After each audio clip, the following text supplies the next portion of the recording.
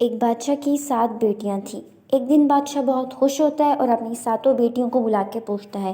کہ ایک ایک کر کے بتاؤ کہ تم کس کا دیا کھاتی ہو اور کس کا دیا پہنتی ہو۔ ان میں سے 6 بیٹیاں کہتی ہیں ہم آپ ہی کا دیا کھاتے ہیں اور آپ ہی کا دیا پہنتے ہیں۔ یہ سن کر بادشاہ بہت خوش ہوتا ہے۔ اس کے بعد وہ اپنی چھوٹی بیٹی سے پوچھتا ہے تو اس کی چھوٹی کہتی ہے کہ میں اللہ کا دیا کھاتی ہوں اور اپنے نصیب کا دیا پہنتی ہوں۔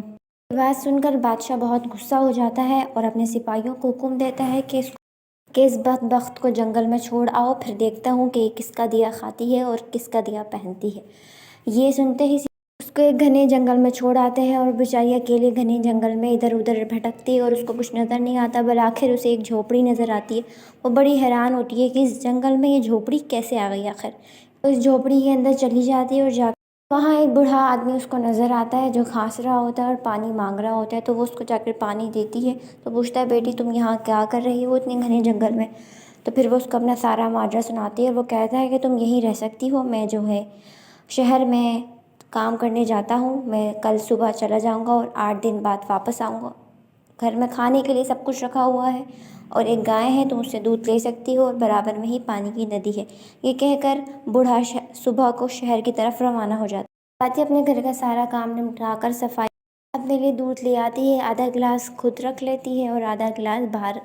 کوئی بھی جانور گزرے اس کے لیے رکھ دیتی ہے کہ کوئی بھوکا پیاسا جانور گزرے گا اور صبح کو پی لے گا۔ وہ صبح اٹھ کے کیا دیکھتی ہے کہ اس کے پاس ایک لال چمکتا دمکتا گوہر باہر پڑا ہوا ہوتا ہے۔ کو وہ دیکھ کے فوراً اپنے پرانے زمانے کی ایک کہانی یاد آ جاتی ہے جو اس نے بچپن میں پڑھی ہوتی ہے کہ سانپ جب خوش ہو جاتا ہے اس طرح کا گوہر اپنے منہ سے نکالتا ہے، تو وہ سوچتی ہے کہ شاید سانپ بھوکا تھا، اس نے دودھ پیا اور وہ خوش ہو کے اس نے یہ گوہر اپنے منہ سے نکال دیا۔ وہ یہ سوچ کر خوشی خوشی گوہر اٹھا لیتی ہے اور اگلے دن پھر صبح وہی روٹین رکھتی ہے، اپنی دودھ آدھا رکھتی ہے اور آدھا باہر جانور کے رکھ دیتی ہے۔ ایسے کر کے اس کے بعد 7 دن 7 گوہر جمع ہو جاتے ہیں اور 7 دن بعد جب بوڑھا واپس گاؤں کی طرف یعنی جنگل کی طرف آ جاتا ہے، سارے گوہر کا ماجرا سناتی ہے اور کہتی ہے ان میں سے 3 گوہر لے جاؤ اور آتے وقت واپسی میں محل بنوانے والے مزدوروں کو لیتے آنا۔ یہ سنتے ہی بوڑھا چل پڑتا ہے گوہر کو بیچنے کے لیے اور اپنے آتے وقت اپنے ساتھ مزدوروں کو لیتا ہوا آ جاتا ہے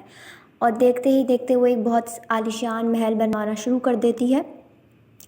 بہت سارے مزدور اور ساتھ میں فیکٹری بھی لگا لیتی ہے۔ یہ خبر دور دراز کے گاؤں علاقوں شہروں میں سب جگہ پھیل جاتی ہے کہ جنگل میں ایک بے حد حسین محل تعمیر ہوا ہے۔ یہ بات پھیلتی پھیلتی اس بادشاہ کی حویلی تک بھی پہنچ جاتی ہے، تو بادشاہ کو وہ ہوتی ہے چاہت ہوتی ہے اس سے ملنے کی، تو ایک پیغام پہنچواتا ہے اور کہتا ہے کہ میں فلاں جگہ کا بادشاہ ہوں اور میں تم سے ملنے کی چاہت رکھتا ہوں۔ تو وہ کہتی ہے کہ ہاں ٹھیک ہے آپ آ سکتے ہیں، لیکن آپ آتے ہوئے اپنی تمام بیٹیوں کے ساتھ مجھ سے ملنے آئیں گے۔ تو وہ اس کا جو وہ شرط ہوتی ہے وہ مقبول کر لیتا ہے اور آتے وقت اپنی تمام بیٹیوں کے ساتھ آ جاتا ہے اس کے تمام بیٹیوں، اور وہ خود دیکھتا ہے بے حد اچھی لڑکی، مگر وہ نقاب پوش میں ان لوگوں سے ملتی ہے اور زیوروں سے پوری لگی ہوئی ہوتی ہے۔ بادشاہ کہتا ہے کہ تم میری بیٹی کی طرح ہو اور میں تمہیں اپنی بیٹیوں کی طرح سمجھتا ہوں، تمہارے کہنے پہ میں اپنی بیٹی کو بھی لے آیا ہوں، تو اب ہم سے پردہ کس طرح کا؟ تو کہتی ہے اچھا ٹھیک ہے میں تیار ہو کر آتی ہوں۔ یہ کہہ کر وہ چلی جاتی ہے اور تمام بیٹیاں آپس میں سرگوشیاں کرنے لگتی ہیں کہ اتنا تو تیار ہوئی تھی اور کتنا تیار ہو کر آئے گی۔ اس کے بعد وہ لوگ سب سامنے سے دیکھتے ہیں کہ ایک لڑکی آ رہی ہوتی ہے، وہ فوراً بادشاہ اس کو پہچان لیتا ہے کہ اس کی بیٹی۔ وہ کہتی ہے بیٹا، وہ کہتا ہے بیٹا تم یہاں پر، اچھا میں تمہیں ابھی چھڑواتا ہوں ملکہ سے، کہہ کر میں اس کو تمام جائیداد دینے کو تیار ہوں، مگر میں تمہیں وہ کہتی ہے کہ حبا حضور میں ہی وہ ملکہ ہوں۔ پھر وہ اپنا سارا ماضی کا قصہ اس کو سناتی ہے، اپنا سارا حال بیان کرتی ہے کہ کیسے کیسے وہ امیر ہوئی، اور وہ کہتی ہے وہ کس سے کہتی ہے اور دکھاتی بھی ہے اس کے گلے میں آج بھی پڑے ہوئے وہ گوہر جو آج بھی لاکھوں کی مالیت رکھتے ہوتے ہیں۔ یہ دیکھتے ہی اس کی تمام بہنیں میں موجود ہوتے ہیں، یہ دیکھتے ہی اس کی تمام بہنیں اس سے حسد کرنے لگتی ہیں اور کہتی ہیں ہائے کاش ہم نے بھی اس وقت کہا ہوتا کہ ہم اللہ کا ہی دیا پہنتے ہیں اور اپنے نصیب کا کھاتے ہیں، تو آج ہم بھی بہت ہی اعلیٰ زندگی گزار رہے ہوتے۔ ہماری چھوٹی بہن کی طرح ہمارا بھی خود کا ایک محل ہوتا، ہمارا بھی خود کا راج ہوتا، جیسی زندگی وہ گزار رہی ہے ویسی زندگی ہم بھی گزار پاتے۔